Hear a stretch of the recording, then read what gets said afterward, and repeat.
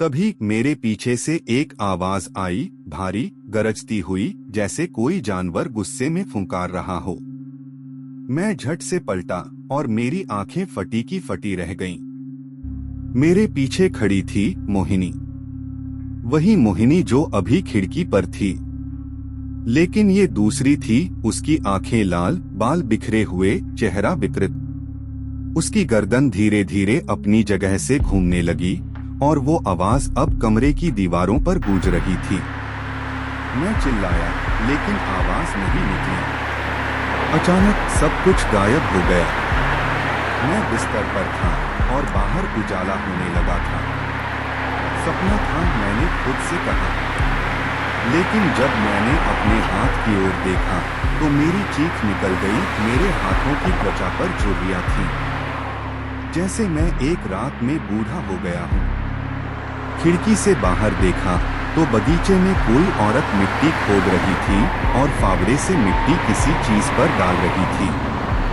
ध्यान से देखने पर समझ आया, वो किसी को गाड़ रही थी और वो किसी हूबहू मेरी तरह दिख रहा था। मैं उठने की कोशिश कर रहा था, लेकिन मेरा शरीर जैसे किसी अदृश्य बोझ के नीचे दबा हो। हर अंग शिथिल, हर नस सुन्न, मानो रात भर की थकावट ने नहीं, किसी जन्म जन्मांतर की सजा ने मुझे जकड़ लिया हो। आंखें खुली थीं, लेकिन उनमें धुंध थी। बड़ी मुश्किल से मैं खुद को घसीटते हुए आईने के सामने लाया और जो देखा वो मेरी आंखें नहीं थी, वो चेहरा मेरा नहीं था। वो एक बूढ़ा, झुर्रियों से भरा, पीलापन लिए चेहरा, सूखी होंठ और गिरी हुई आंखें। मैंने अपनी गाल पर हाथ फेरा, चमड़ी ढीली थी, जैसे किसी मृतदेह पर पड़ी हो। मैं चौंक गया। नहीं, ये मैं नहीं हो सकता। मैं तो जवान था। कल रात तक मेरे मुंह से एक मूक चीख निकली। दिल में घबराहट का सैलाब उमड़ पड़ा। मैं जोर से चीखने लगा। कमरे की दीवारों से टकराकर आवाज गूंज रही थी, क्या हो गया मुझे? ये क्या हो रहा है? लेकिन जवाब कोई नहीं था। मैं हड़बड़ाते हुए कमरे से बाहर निकला। सीढ़ियां जैसे लंबी होती जा रही थीं। हर कदम पर मेरे पैरों से जान निकलती जा रही थी। मैं गिरते पड़ते नीचे पहुंचा। वो पुरानी आराम कुर्सी जिस पर कल वो बूढ़ा बैठा था, अब खाली थी, लेकिन उसमें अब भी कुछ अजीब सी गर्मी बची थी, जैसे कोई अभी अभी वहां से उठा हो। थक कर मैं उसी पर बैठ गया। सांसें भारी थीं, जैसे सांस नहीं, पत्थर पी रहा हूँ। कुर्सी खुद ब खुद झूलने लगी, धीरे धीरे, आगे पीछे, जैसे किसी अदृश्य शक्ति ने मुझे उसमें बांध दिया हो। मैं बेबस नजरों से दरवाजे की ओर देखने लगा और वहीं वो खड़ी थी, मोहिनी, उसी काली साड़ी में, लेकिन इस बार उसका चेहरा और भी तेजस्वी और भी जवान। उसकी आंखों में गहराई थी, लेकिन दर्द नहीं था। वो मुस्कुरा रही थी, ठंडी, निर्मम मुस्कान। मैं रोने लगा। तुमने क्या किया मेरे साथ? ये सब क्यों? क्या मिला तुम्हें मुझे यूं तबाह करके? वो धीरे धीरे मेरे पास आई। उसकी चाल में न कोई डर था, न पश्चाताप। उसके बालों में अब कोई सफेद बाल नहीं था, जो कल रात दिखे थे, अब गायब थे।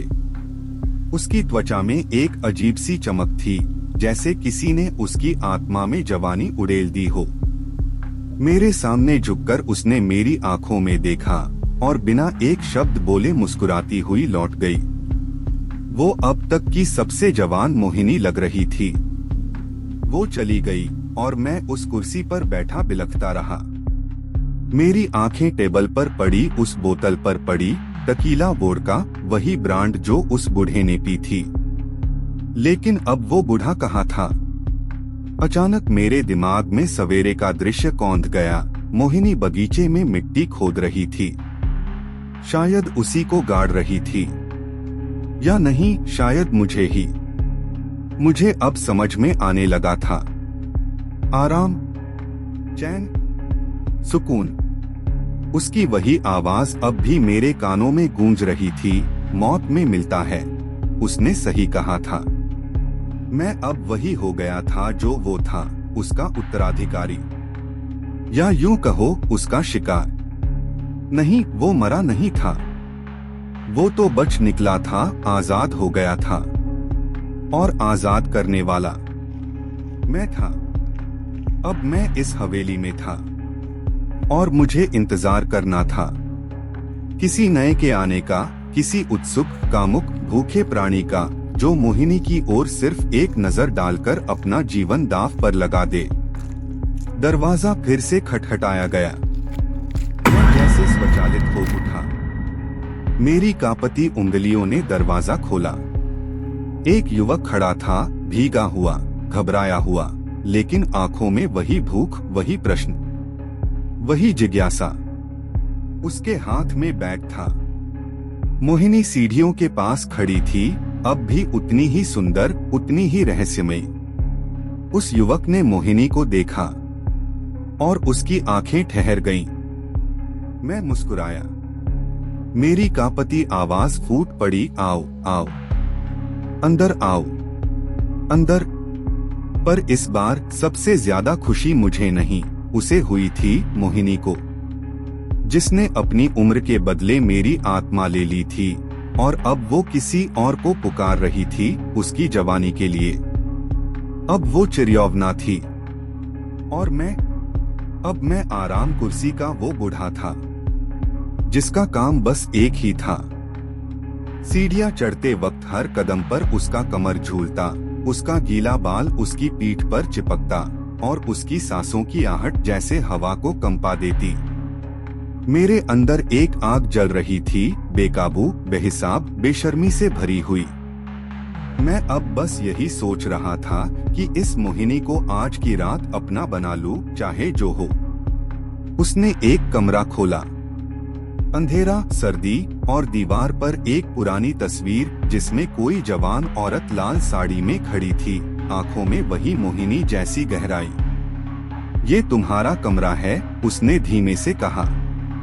मैं अंदर गया, बैग रखा, फिर मुड़ा। वो बूढ़ा तुम्हारा पति है?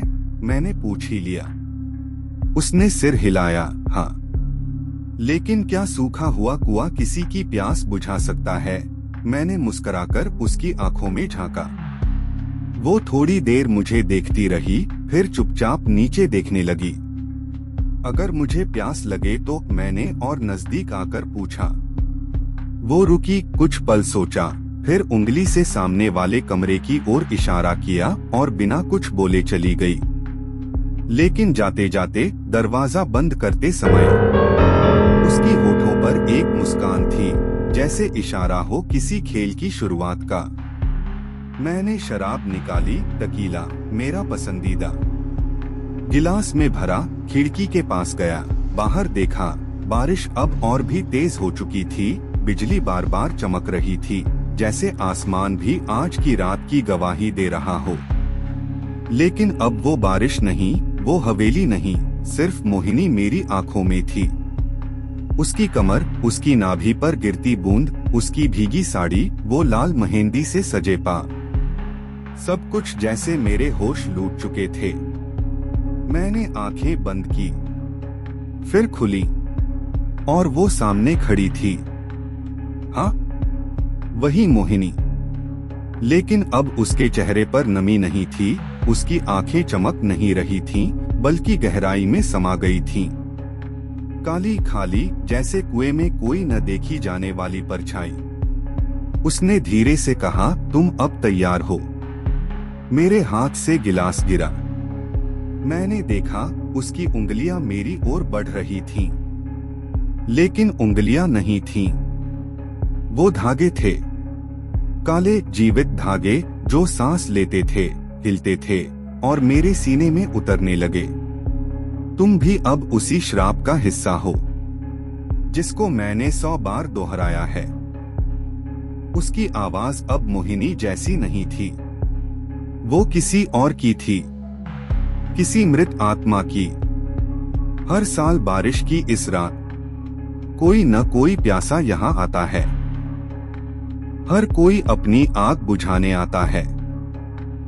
और हर कोई मेरा हो जाता है। मैंने खुद को खींचने की कोशिश की, लेकिन मैं हिल नहीं पाया। मैं चिल्लाना चाहता था, लेकिन आवाज गले में घुट गई। मेरी सांसें जैसे किसी अदृश्य हाथ ने पकड़ ली थीं। तुम्हें भी वही चाहिए था जो औरों को चाहिए था, उसने कहा और उसके होठों से खून टपकने लगा। अब लो, मोहिनी का असली स्वाद चखो। फिर अंधेरा छा गया। मैंने उस बूढ़े को देखा। वो अब भी अपनी गंदी मुस्कान के साथ मोहिनी को घूर रहा था, जैसे वो कोई इंसान नहीं बल्कि उसकी किसी अधूरी प्यास की मूरत हो। फिर अचानक उसने मेरी ओर देखा और हंसी में कराह मिलाकर बोला, हे। साहब, उन्हें उनका कमरा दिखा दो। और फिर उसी शराब से भरी बोतल से गिलास भरने लगा। उसकी कांपती उंगलियों से कुछ बूंदें टेबल पर गिर रही थीं, पर उसकी आंखें अब भी मेरी ओर थी, जैसे मेरे अंदर की नियत को उसने पढ़ लिया हो। मोहिनी धीमी चाल में मुड़ी और सीढ़ियों की ओर बढ़ने लगी। मैं बैग उठाकर उसके पीछे हो लिया। सीढ़ियां पुरानी थीं। लकड़ी की हर सीढ़ी पर चढ़ते वक्त एक चरमराहट होती थी, मानो हवेली खुद मेरे कदमों के बोझ से कराह रही हो। उसके गीले बालों से अब भी पानी की बूंदें टपक रही थीं, और हर कदम पर उसके कमर की लचक मेरे भीतर कुछ जगा रही थी, जो अब वासना से कहीं ज्यादा कुछ था, जैसे मैं किसी जादू के असर में आ गया हूँ। कमरे का दरवाजा उसने खोला और मैं अंदर चला गया। कमरा पुराना था, लेकिन उसमें अजीब सी गंध थी, जैसे धूप, मिट्टी और कुछ अधजले धागों की। मैंने बैग एक तरफ रखा और मोहिनी की तरफ देखा। उसकी आंखें अब भी झुकी हुई थीं। मैंने पूछा, वो तुम्हारा पति है? उसने सिर हिलाकर हाँ में जवाब दिया, लेकिन चुप थी। क्या वो सूखा हुआ कुआं तुम्हारी प्यास बुझा सकता है? मैंने धीमे से कहा। उसने मेरी ओर देखा। आंखों में कुछ था, न तो डर, न शर्म, न गुस्सा। जैसे कोई सवाल, कोई झिझक जो जवाब बनने की कोशिश कर रही हो। फिर उसने बिना कुछ बोले सामने वाले कमरे की ओर इशारा किया और वापस चली गई। लेकिन दरवाजा बंद करते हुए इस बार उसकी आंखों में एक मुस्कान की हल्की सी लकीर थी, जैसे वो किसी निर्णय पर पहुंची हो। मैंने दरवाजा बंद किया और अपनी टकीला निकाली, गिलास में डाला और खिड़की के पास जाकर बाहर देखा। बारिश अब भी लगातार हो रही थी, लेकिन मेरे ज़हन में अब सिर्फ एक चेहरा था, मोहिनी का। उसकी वो कमर, वो नाभि जहां पानी की बूंद ठहरी थी, वो आंखें जो पहली बार जब मुझसे मिली थीं, तो मेरे दिल को बांध लिया था। मैंने देखा कि आधी बोतल खत्म हो चुकी है, लेकिन उसका नशा अब भी मुझ पर भारी था। तभी बाहर कुछ आहट हुई, जैसे किसी के कदम मिटते दबते हुए पास आ रहे हो। मैंने झांक कर देखा। तभी दरवाजे पर दस्तक हुई। दरवाजा खोला तो मोहिनी खड़ी थी, गीली, चुप, आंखों में वही गहराई लिए हुए। वो चुपचाप अंदर आई। मैं पीछे हटकर बिस्तर पर बैठ गया। उसने मेरे करीब आकर मेरे होठों पर होठ रख दिए, नरम, ठंडे, लेकिन प्यास से भरे। उसके छूने में एक तरह की तड़प थी, जैसे वो कुछ कहना चाह रही हो, लेकिन बोल नहीं पा रही। हम दोनों एक दूसरे में खो गए। फिर घंटों बाद थककर एक दूसरे की बाहों में सो गए। लेकिन रात में मेरी नींद टूटी। बिस्तर पर मोहिनी नहीं थी। कमरा अंधेरे में डूबा था, बस खिड़की से हल्की रोशनी आ रही थी। मैं उठा और देखा, वो खिड़की पर खड़ी थी, बाहर देख रही थी। उसका शरीर कांप रहा था, बहुत तेज। मैंने पुकारा, मोहिनी, लेकिन उसने पलटकर देखा भी नहीं।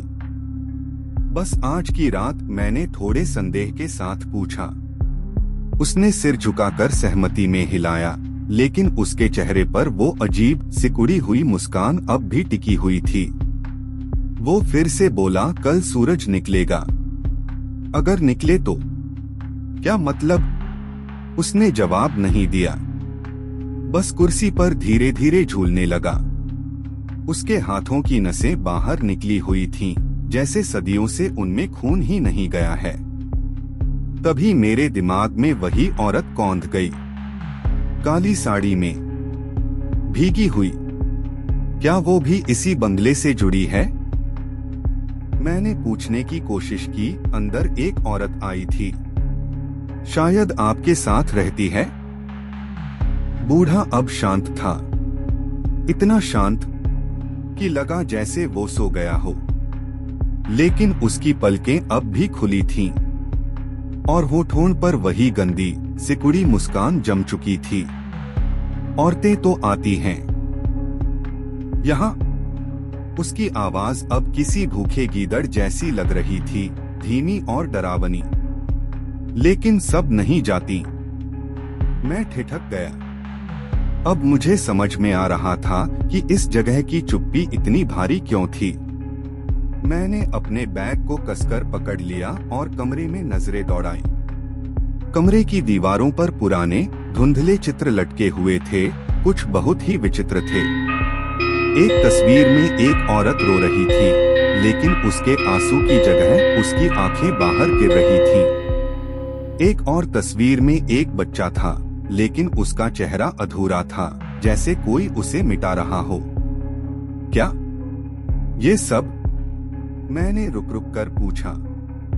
बूढ़े ने गर्दन घुमाई। अब उसकी आंखें मेरी आंखों में थी। ये सब मेरी हैं। वो सब जो इस बंगले में ठहरी थीं। उसकी हंसी अब गूंजने लगी थी, कमरे की दीवारों से टकराकर लौटती हुई। तू भी रहेगा। आज की रात तू यहीं रहेगा, क्योंकि बाहर अब सिर्फ बारिश नहीं है, वहां अब कुछ और भी है। मैं खड़ा हो गया। नहीं, मुझे जाना है, अभी के अभी। जा तो सकता है, उसने धीरे से कहा, लेकिन वो औरत जिसे तू देख रहा था, वो अब तुझे देख रही है। वो फिर से दिखेगी तुझे, इस बार बिना चेहरा लिए। उसका नाम मोहिनी था, जैसे उसके होने में ही कोई प्राचीन जादू छुपा हो। एक ऐसा नाम जो सदियों से दोहराया जा रहा हो। और अब मेरे सामने मध्यम मोमबत्तियों की कापती रोशनी में वो औरत खड़ी थी, पूरी तरह भीगी हुई, काली साड़ी उसके गीले शरीर से लिपटी हुई। उसकी आंखें नीली नहीं, बल्कि उस पल गहरी जामुनी लग रही थी, जैसे उनमें कोई चंद्रग्रहण अटका हो। उसके पैरों में बिछुए चमक रहे थे, लेकिन वो चमक सोने की नहीं, किसी दूसरे लोक की थी। वो चलती नहीं थी, वो बहती थी, जैसे फर्श पर हवा सरक रही हो। मेरा कलेजा धड़कना भूल गया। मेरी सांस गले में अटक गई और मैंने अपनी आंखें उसकी देह से ऊपर, उसकी आंखों से मिलाई। जैसे ही हमारी नजरें टकराईं, पूरा कमरा ठंडा पड़ गया। छत से टपकती बारिश की बूंदें जमने लगीं। मोमबत्तियां कापती हुई बुझ गई, लेकिन उसकी आंखें और चमकने लगीं। और तभी वो बूढ़ा फिर हंसा, लेकिन अब उसकी हंसी हंसी नहीं थी। वो किसी गहरे कुएं से आती गुर्राहट थी, जिसमें सदियों की भूख, प्यास और क्रोध छिपा था। वो अब तुम्हारी है, उसने कहा, जैसे वो मेरी थी, जैसे हर उस आदमी की थी जो इस दरवाजे से अंदर आया और फिर लौटकर कभी नहीं गया। मोहिनी अब मेरे करीब आ रही थी। उसके कदम नहीं पड़ रहे थे जमीन पर, लेकिन हर एक पल उसकी मौजूदगी मेरे शरीर को छू रही थी, जैसे मेरी आत्मा के अंदर कोई धुआं भरता जा रहा हो। उसने अपना हाथ मेरी छाती पर रखा, ठंडा, बर्फ से भी ज्यादा ठंडा। लेकिन उस छुअन में कुछ और भी था, कुछ ऐसा जिसे शब्द नहीं बना सकते। बस एक सनसनी, जैसे किसी मुर्दे ने मेरे दिल की धड़कनों को अपनी मुट्ठी में कस लिया हो। मैं कुछ बोलना चाहता था, लेकिन आवाज कहीं गुम हो गई। मेरे होंठ हिले, लेकिन कोई शब्द नहीं निकले।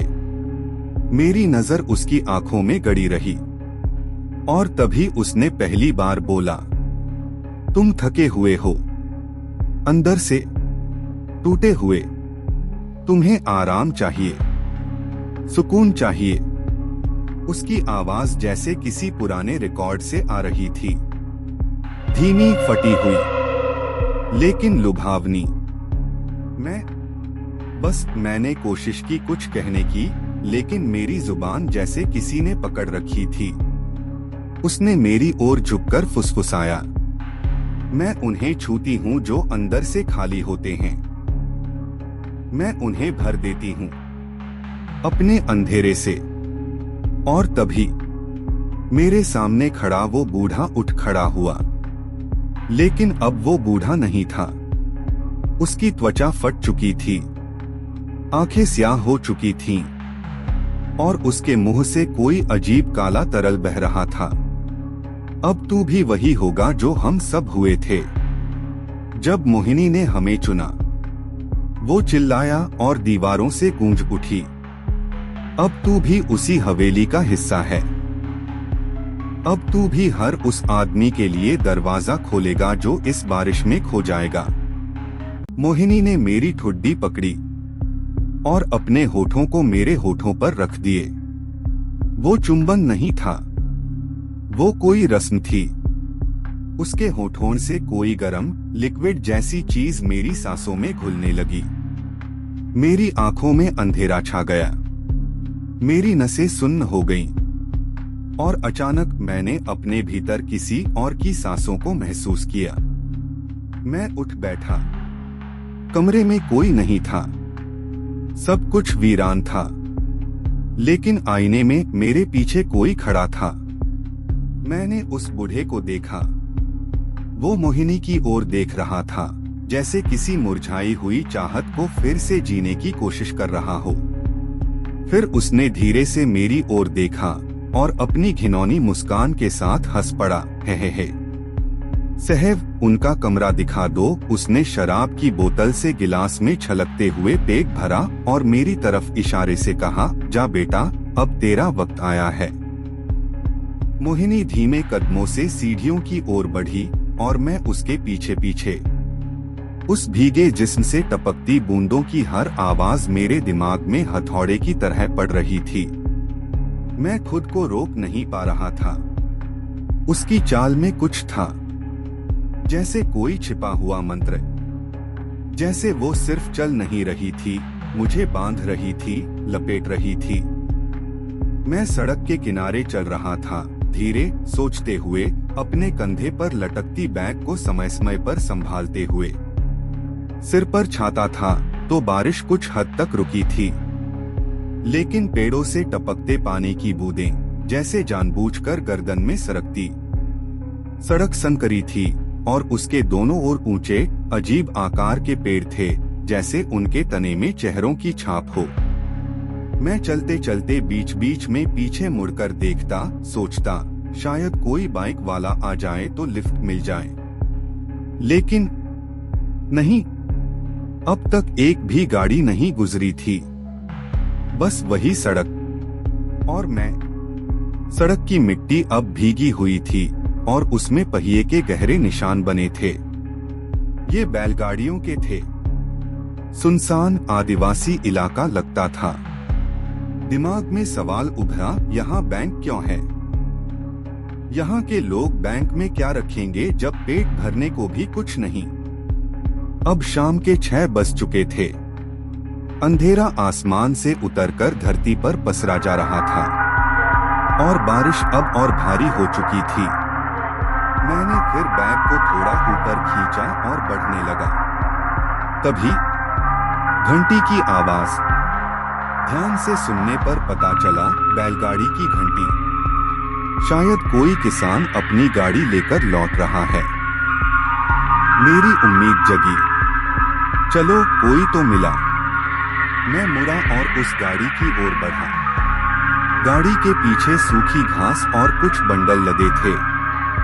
सामने बैठा एक आदमी बैल की लगाम पकड़े गाड़ी हाँक रहा था। मैं करीब पहुंचा। भाई साहब, लिफ्ट मिल सकती है क्या? मैंने कहा। वो आदमी धीरे धीरे मेरी ओर मुड़ा। उसका चेहरा अंधेरे में ढका था।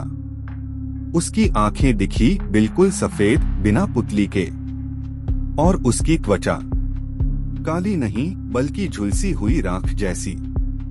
उसने कोई जवाब नहीं दिया, सिर्फ अपनी उंगली उठाकर गाड़ी की खाली जगह की ओर इशारा किया। उसकी दाढ़ी बढ़ी हुई थी, बेतरतीब, जैसे हफ्तों से उसने चेहरा न देखा हो।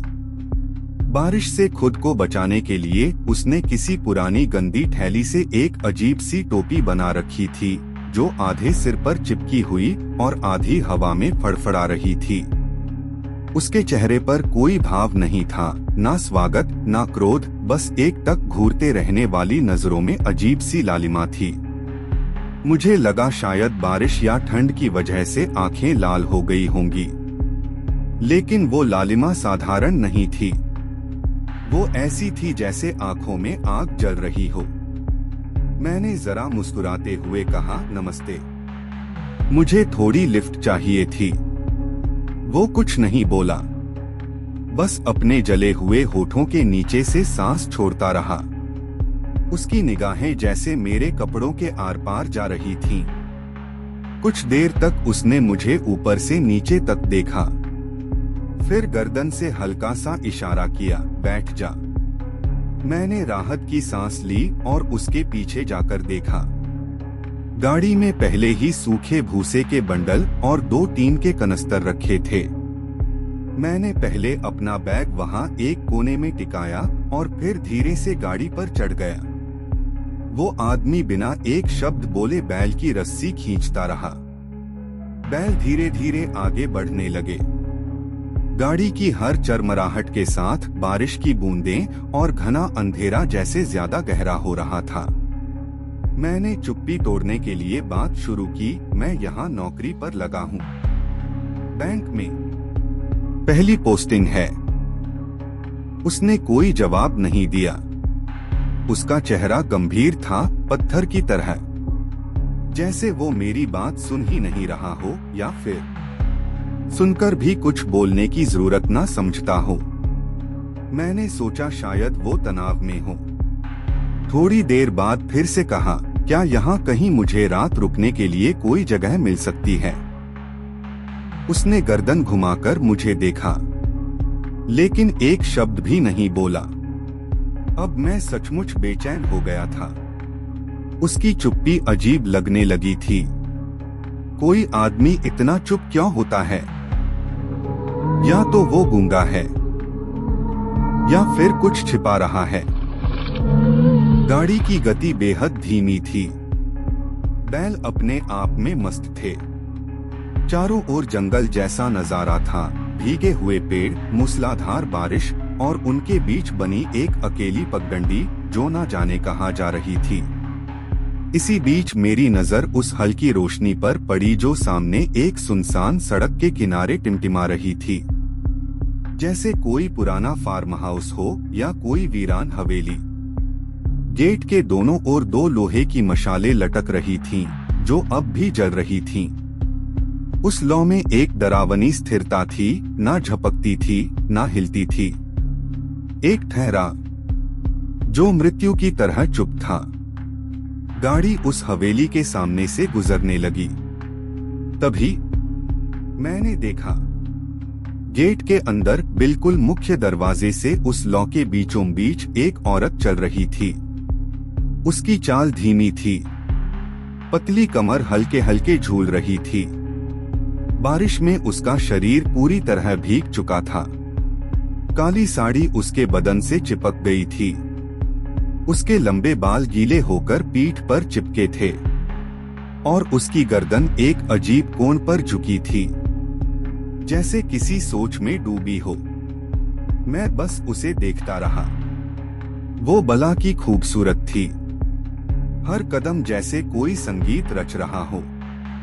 मैं भूल गया कि मैं कहाँ हूँ और कौन हूँ। ओ भाई, गाड़ी रोको, मैंने लगभग बुदबुदाते हुए कहा, आंखें उससे हटाए बिना।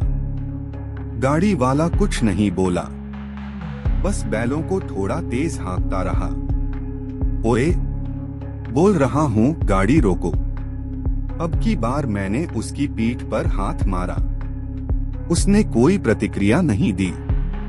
सुनाई नहीं देता क्या? मैं अब लगभग चिल्ला रहा था। वो औरत अब दरवाजे तक पहुंच गई थी और अचानक गायब हो गई। गेट खुला नहीं था, लेकिन वो अंदर चली गई थी। अबे रुक! मैं गाड़ी से कूद पड़ा, अपना बैग उठाया और सीधे जमीन पर आ गया।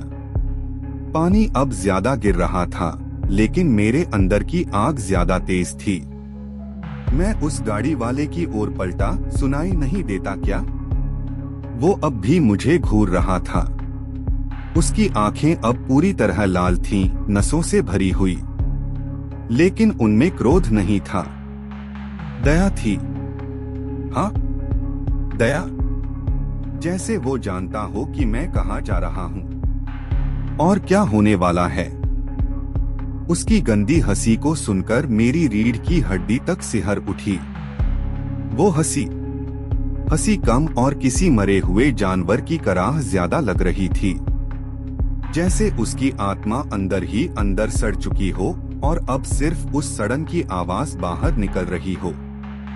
उसकी काली आंखें मुझे नहीं, मेरे अंदर कहीं और देख रही थीं, जैसे वो मेरी आत्मा को तौल रहा हो।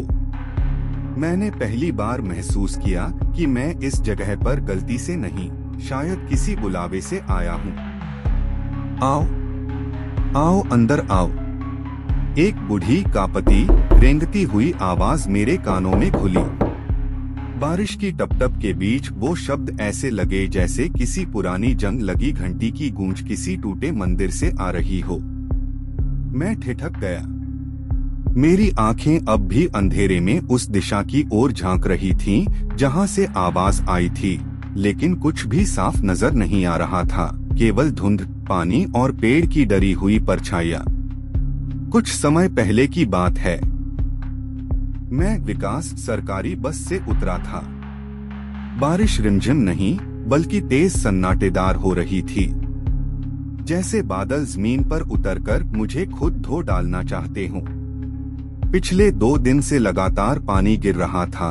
सड़कों पर कीचड़, दीवारों पर काई और हवा में एक अजीब सड़ांध घुली हुई थी।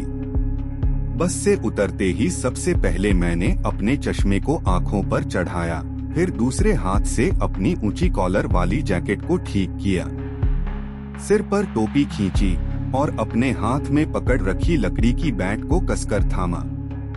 बस का दरवाजा बंद करना पड़ा। धक्का दिया तो वो ची करके हिला, लेकिन जंग लगी कुंडी ने बीच में अटकाया। कंडक्टर ने 2 बार रस्सी खींची, घंटी बजी और ड्राइवर को इशारा हुआ। फिर जोर से खींचकर दरवाजा बंद किया गया। खराक! बस चली गई, धुएं में घुलती हुई।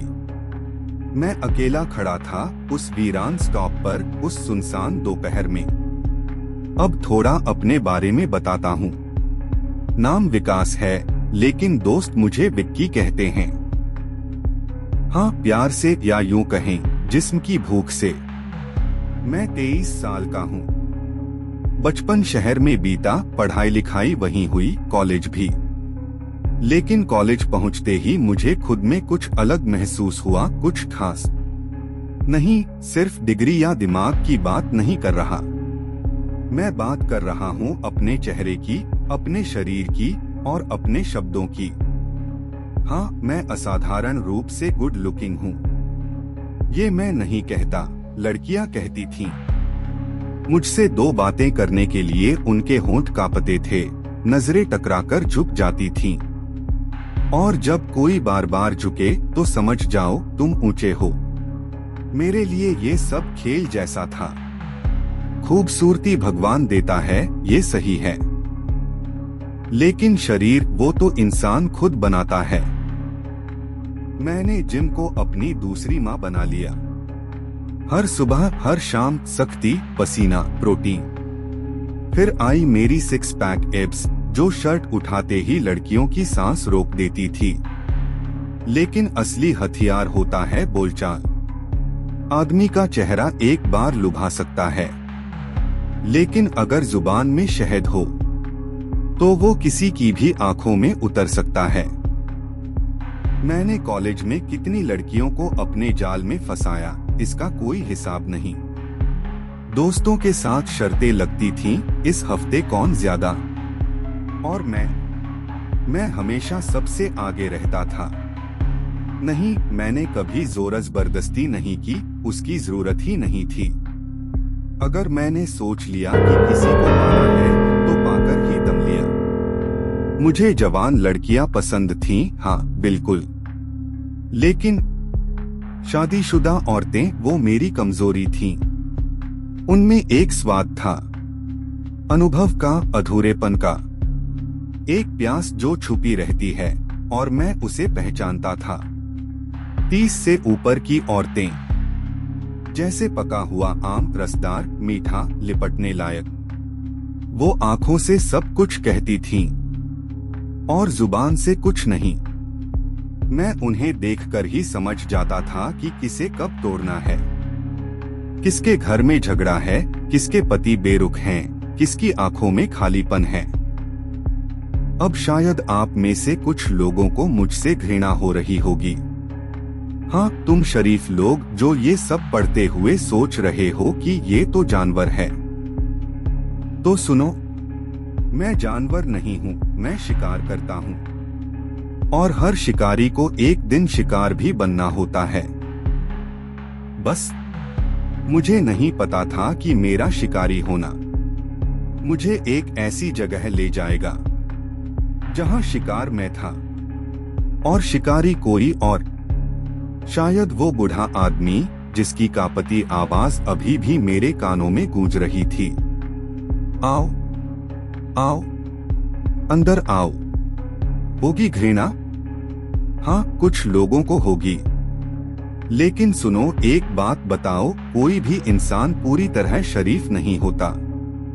बस फर्क इतना है कि तुम्हारे पास मेरी जैसी बॉडी नहीं है, 6 पैक, उभरी हुई बाजुएं, वो चौड़ा सीना जिसे देखकर सामने वाली की सांसें अटक जाएं। और मान लो बॉडी हो भी तो मेरे जैसी कला नहीं है। जी हाँ, कला, क्योंकि ये सब सिर्फ मांसपेशियों का खेल नहीं, ये दिमाग का नशा है। इसमें सब्र चाहिए, वक्त चाहिए, धीरे धीरे जाल बुनना पड़ता है, जैसे मकड़ी अपने शिकार को एक भी धागा गवाए बिना बांधती है। हर कोई ये नहीं कर सकता, और जो नहीं कर पाता वो खुद को शरीफ कहने लगता है। जैसे लोमड़ी को अंगूर खट्टे लगते हैं। अब तो मुझे लड़की के नजर से ही समझ आ जाता है कि बात कहाँ तक जाएगी। होंठ की नमी, आंखों की भाषा, चाल में धीमापन सब कुछ बता देता है। असल में ये समाज सेवा है। हाँ, तुम हंस सकते हो, लेकिन सोचो कितनों की प्यास मैंने बुझाई है। कितनी औरतों ने मेरी वजह से एक रात चैन की नींद ली है। कितनों की अधूरी सांसों को मैंने पूरा किया है। ये तो पुण्य का काम है। और शायद इसी वजह से कॉलेज में मेरा नाम पड़ा, विक्की डॉनर। कॉलेज के बाद मैंने सरकारी नौकरी ज्वाइन की, बैंक में। शुरुआत में लगा कि अब रोमांच खत्म, अब सिर्फ कुर्सी, फॉर्म और चाय। लेकिन किस्मत की भी अपनी कॉमेडी होती है। मेरी पहली पोस्टिंग हुई एक वीराने में। हाँ, बिल्कुल वीराना। हालांकि पूरी तरह वीराना कहना ठीक नहीं होगा। यहाँ पेड़ हैं, झाड़ियाँ हैं, हरियाली भी है, लेकिन इंसान बस उतने ही जितने कुएं में पानी, नीचे बहुत गहरा और रोज दिखता नहीं। यहाँ खामोशी बोलती है और अंधेरा रास्ता दिखाता है। मेरे लिए ये जगह किसी सजा जैसी थी। इतने सन्नाटे में कोई मेरी प्यास कैसे बुझाएगा, ये सवाल हर रोज मुझे चुभता। लेकिन फिर मैंने खुद से कहा, तू विक्की है, तू जुगाड़ निकालेगा। तू जहां जाता है वहां कहानी बनती है। शाम का वक्त था। बारिश अब भी उसी तरह बरस रही थी, न सर्द न गर्म, बस लगातार, जैसे आसमान भी इस वीराने की तन्हाई को धोना चाहता हो।